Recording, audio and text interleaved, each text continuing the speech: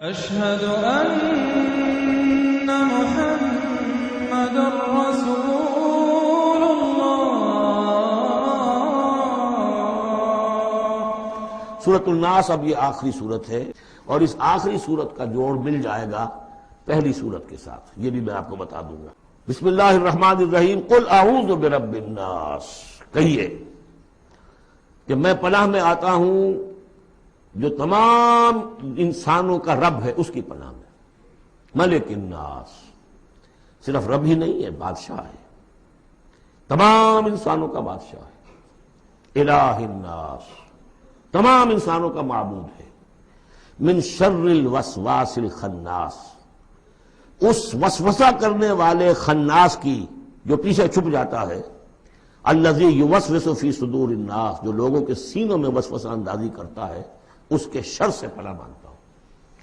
یہ جو شیطان لعین ہے جس کے بارے میں آتا ہے کہ ان الشیطان یجری من الانسان مجری الدم، حضور کی حدیث ہے یہ شیطان تو اس طریقے سے انسان کے وجود میں سرایت کر جاتا ہے جیسے کہ خون سرایت کر رہا ہے۔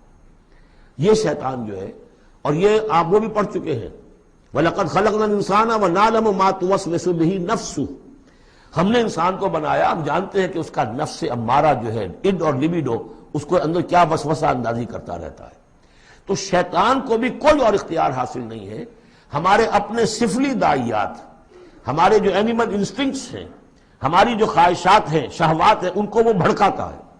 جس کے لیے حدیث میں آتا ہے کہ اس کی تھوتنی جو ہے وہ زمین جو وہ دل کے اوپر ٹکا کر پھونکے مارنی شروع کرتا ہے تاکہ وہ شہوت میں اشتعال پیدا ہو جائے اور سفلی جذبات میں اشتعال پیدا ہو جائے۔ اس کی اس کو اللہ تعالیٰ نے طاقت دی ہے۔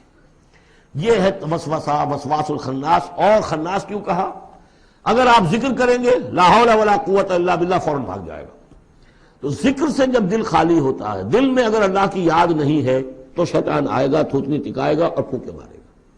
یہ چونکہ شیطان کی یہ ساری ترکیب انسان پر اثر انداز ہوتی ہے اس کے اپنے نفس کے وساطت سے، اندر سے، لہذا اس کے لیے یہ علیحدہ صورت جو ہے وہ قائم کر دی۔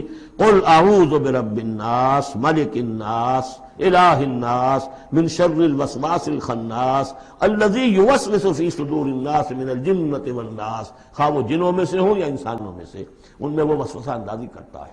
نشہد ان لا الہ الا انت نستغفرک ونتوب الیک۔